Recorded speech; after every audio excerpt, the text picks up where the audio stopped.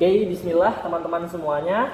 Ya, jadi sesuai dengan janji yang sebelumnya, insya Allah ini bakal jadi video kita yang terakhir untuk pembahasan EKG normal ya. Jadi ini sesi terakhir kita untuk EKG normal. Insya Allah selanjutnya di video yang akan datang kita bakal mulai membahas tentang kelainan-kelainan apa aja sih yang bisa kita dapatkan di gelombang EKG gitu ya.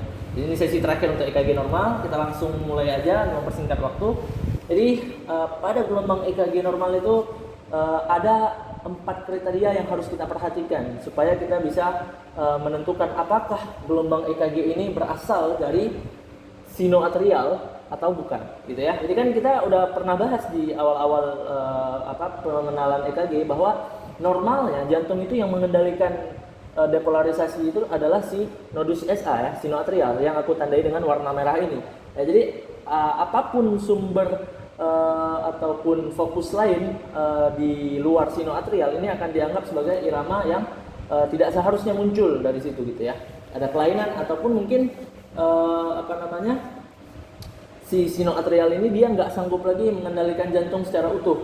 Jadi istilahnya dia dikalahkan oleh fokus-fokus atau nodus-nodus atau mungkin sumber-sumber listrik atau baterai jantung yang lain gitu ya. Nah, bagaimana cara kita menentukan apakah suatu irama jantung itu berasal dari sinoatrial atau enggak? Ya, jadi kita sebutnya itu kalau misalnya dia berasal dari sumber SA ini, kita sebutnya irama sinus atau sinus rhythm bahasa Inggrisnya ya, rhythm, sinus rhythm.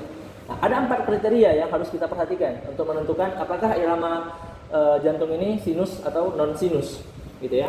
Yang pertama, heart rate-nya harus 60 sampai 100 kali per menit. Oke, kita udah belajar ya cara menghitung heart rate dari kertas EKG itu bagaimana caranya. Oke, langsung aja kita skip. Yang kedua, iramanya itu harus regular. Ya, jadi untuk tahu apakah irama sinus atau bukan, itu harus pertama heart rate-nya 60 sampai 100 kali per menit. Yang kedua, iramanya harus regular. Jadi untuk tahu regular kan kita lihat jarak R ke R ya. Semuanya jarak R ke R-nya itu kurang lebih harus konstan. Ya, kalaupun ada selisih perbedaan itu nggak signifikan. Ya, kita juga udah bahas sebelumnya nih di video tentang menghitung heart rate, gimana yang disebut dengan irama regular dan irregular. Oke, itu kriteria yang kedua harus terpenuhi supaya bisa kita sebut itu irama sinus atau sinus rhythm. Yang ketiga, perhatikan baik-baik di sadapan 2 dan AVR. Nah, untuk irama sinus, gelombang P itu harus positif. Jadi dia defleksinya itu naik positif ya di sadapan 2 dan harus negatif si P-nya ini di sadapan atau lead AVR. Oke, jadi kalau misalnya kita dapatkan di sadapan 2 atau lead 2 gambaran gelombang P-nya kayak gini, ini kan naik nih, maka dia termasuk ke gelombang sinus. Tapi perhatikan juga di AVR-nya. Kalau AVR-nya turun, defleksi negatif, maka dia juga termasuk ke gelombang sinus. Artinya kedua-duanya ini harus memenuhi. Di sini harus checklist betul, di sini juga harus checklist betul gitu. Salah satu aja nggak memenuhi, maka dia bukan irama sinus. Oke, jadi harus positif gelombang P-nya di sadapan 2 dan harus negatif di sadapan AVR. Itu kriteria yang ketiga. Salah satu nggak memenuhi, gagal, batal, langsung dia bukan irama sinus gitu ya. Nah, kriteria yang terakhir adalah gelombang P itu selalu diikuti oleh kompleks QRS. Jadi kalau misalnya ada kertas EKG nih guys.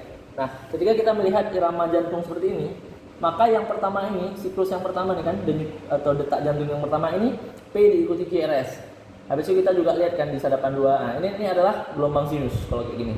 Oke, gelombang P diikuti kompleks QRS. Ya, tapi lihat juga nanti ya kecepatannya, iramanya regular atau enggak sama. Ya, kriteria 1 sampai 3 ini perhatikan juga. Ini cuma mau kasih tahu bahwa gelombang P itu selalu diikuti kompleks QRS pada irama sinus. Nah, yang kedua sama, P diikuti kompleks QRS. Nah, di yang ketiga ada gelombang P tapi nggak ada QRS-nya. Nggak tahu kenapa, bisa banyak sebabnya kan.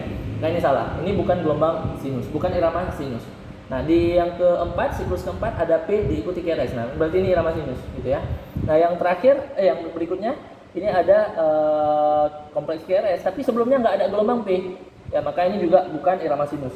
Yang terakhir ada gelombang P diikuti kompleks QRS, maka itu juga irama sinus. Ya, jadi seperti itu kurang lebih cara menentukan apakah irama jantung itu irama sinus atau bukan. Ya, apakah dia berasal dari SA-nya atau bukan. 4 kriteria ini semuanya harus terpenuhi. Kalau salah satu aja nggak terpenuhi, maka dia bukan irama sinus. Oke, itu untuk kriteria irama sinus. Nah, kemudian kita akan lanjut membahas tentang masalah interval itu ya, interval dan segmen. Kita kemarin udah bahas tentang bagaimana untuk melihat durasi dan amplitudo suatu gelombang pada EKG. Ya, sekarang kita akan melihat bagaimana durasi interval atau amplitudo dari setiap gelombang pada EKG. Ya, kita pause dulu ya. Oke, jadi sekarang kita bakal melihat kayak mana sih durasi dan amplitudo dari gelombang-gelombang pada EKG pada normalnya ya. Oke, jadi kita nanti bakal ada yang namanya durasi, ya kan? Ada durasi sama nanti amplitudo. Oke, amplitudo. Oke, nah untuk durasi ya dulu ya, biar gampang. Kita bakal melihat ada dua terminologi baru. Yang pertama kita sebutnya sebagai interval, yang kedua segmen. Apa yang membedakan segmen dan interval? Kalau segmen itu diukur dari akhir depolarisasi sebuah gelombang sampai awal depolarisasi gelombang baru. Nah, misalnya ini segmen PR ya kan, segmen PR artinya akhir depolarisasi gelombang P gitu ya, akhir depolarisasi atrium itu di sini, kan di akhir gelombang P sampai dengan awal gelombang baru, awal repolarisasi QRS itu kan di sini, maka itu kita sebut jarak antara keduanya segmen PR kalau misalnya ini antara P dan kompleks QRS. Kalau misalnya ini sama juga di akhir depolarisasi ventricle itu kan gelombang S. Nah, jadi di akhir gelombang S ini sampai dengan awal repolarisasi ventricle atau awal gelombang T kita sebutnya segmen ST. Itu kalau segmen awal akhir ke awal gitu ya. Akhir ke awal itu segmen. Kalau misalnya interval itu dia lebih luas lagi ya. Dia bisa dari awal ke awal, ya kan? Contoh interval PR. Interval PR itu dari awal T sampai awal QRS ya. Bisa juga dari awal ke akhir. Nih, awal QRS sampai dengan akhir T itu kita sebutnya interval QT. Jadi awal ke akhir, awal depolarisasi ventricle sampai dengan akhir repolarisasi ventricle di gelombang T, itu kita sebutnya interval. Jadi interval itu dia lebih luas dari segmen, lebih panjang lagi dia ya. Itu durasi-durasi yang bakal kita lihat nanti kayak mana sih normalnya setiap interval ini ya. Yang pertama interval PR.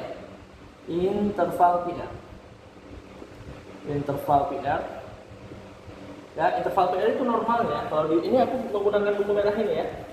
Jadi nanti setiap referensi itu mungkin bakal punya nilai atau angka yang berbeda, tetapi harusnya dia nggak bakal signifikan, nggak bakal jauh perbedaannya itu ya. Jadi kita pakai yang ini dan aku rasa ini sama semua nih, 0,12 sampai dengan 0,2 detik. Ya, ini normal rentang interval PR. Jadi kalau kita konversi ke kertas EKG itu kurang lebih 3 sampai 5 kotak kecil.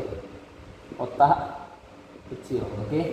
Dengan syarat ingat konfigurasi atau settingan dari mesin EKG-nya itu membaca dengan kecepatan 25 mm per second dan amplitudo 10 mm per millivolt. Jadi ingat betul-betul itu, sekali lagi aku ulang, itu harus diperhatikan, jangan sampai misinterpretasi. Kita kira itu nggak normal, padahal settingannya aja yang diubah. Jadi itu aku ulang-ulang setiap kali. Nah, ini interval PR normal. Jadi ini ya, interval PR itu normalnya 3 sampai 5 kotak kecil atau 0,12 sampai 0,2 detik. Kemudian interval QRS. Yang ini nih, dari awal Q sampai dengan gelombang S. Oke. Ingat ya, ini kompleks QRS bukan gelombang QRS. Karena untuk mereview QRS ini dia nggak cuma satu bentuknya, nggak selalu harus lengkap ketiga-tiganya QRS. Bisa aja cuma R, bisa aja cuma RS tanpa gelombang Q gitu ya. Makanya kita bilangnya kompleks bukan gelombang. Oke. Interval QRS itu normalnya 0,06 sampai dengan 0,1 detik. Jadi kalau dikonversi kurang lebih 1,5 sampai dengan 2,5 kotak kecil.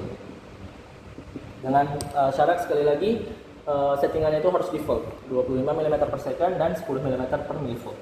Untuk interval QT, ya ini interval QT ini ya. Interval QT nggak dibilang di sini di buku ini berapa pastinya angkanya, tapi yang jelas dia itu meliputi sekitar kurang lebih ya sekitar 40% dari siklus jantung. Maksudnya kayak mana tuh 40% dari siklus jantung? Kan satu siklus itu kalau misalnya kita ada dua gelombang kayak gini nih, misalnya ya, misal aja ada gelombang 2 biji. Nah, satu siklus itu kita bisa hitung dari R ke R. Nah, ini jarak antara 2 R ini kita sebutnya satu siklus. Sebenarnya bisa juga dari P ke P atau T ke T, tapi umumnya kita pakai R ke R. Itu satu siklus. Oke, jadi sepanjang dari RTR ini 40%-nya itu milik si QT. Nah, itu maksudnya. Jadi 40% dari siklus jantung itu miliknya interval QT. Nah, nanti kalau misalnya jantungnya berdenyut atau berdetak lebih kencang, si QT ini akan memendek. Jadi misalnya dia lebih cepat, misalnya dia di sini udah gelombang P lagi, nah gitu ya. Ini kan lebih cepat nih jantungnya, nggak kayak yang pertama nih, ya kan? Yang di atas lebih lambat dibanding bawahnya, nanti interval QT-nya kurang dari 40% gitu ya. Jadi memendek interval QT-nya. Tapi normalnya dia sekitar 40% dari satu siklus jantung. Oke, itu untuk interval. Nah, untuk segmen nggak diterangkan, tapi nanti ini bakal penting juga. Ya, contoh misalnya segmen PR itu nanti kita bakal belajar di di blokade. Tapi segmen PR ini udah diwakili juga sih sama interval PR. Oke ya. Kemudian segmen ST. Segmen ST juga nanti kita bakal belajar itu di infark. Kalau misalnya ada kelainan, dia nanti bisa meningkat gitu atau elevasi. Ini contoh pada kasus infark miokardium yang sering kita sebut sebagai STEMI ya. Itu nanti segmen ST. Tapi nggak disebutkan di buku ini berapa normal nilai angkanya itu berapa, nggak disebutkan. Oke, itu untuk interval. Yang kedua untuk gelombang. Untuk gelombang, pertama gelombang P ya. Nah, durasi gelombang P normal itu dia nggak akan lebih dari 0,12 detik. Jadi dia kurang dari 0,12 detik. Berarti dia selalu harus kurang dari 3 kotak kecil. Kalau misalnya udah lebih lebar dari ini, itu nanti bisa terjadi hipertrofi, tanda-tanda hipertrofi pada atrium gitu ya. Ini normalnya kurang dari 3 kotak kecil. Nah, kemudian untuk gelombang QRS sudah tadi ya, interval QRS kan sama aja. Oke. Kedua gelombang T berarti ya sisanya. Nah, untuk T ini dia nggak disebutkan angkanya berapa, tapi dia selalu lebih lebar dari kompleks QRS. Angkanya nggak disebutkan, tapi dia itu harus selalu lebih lebar ketimbang QRS. Ya.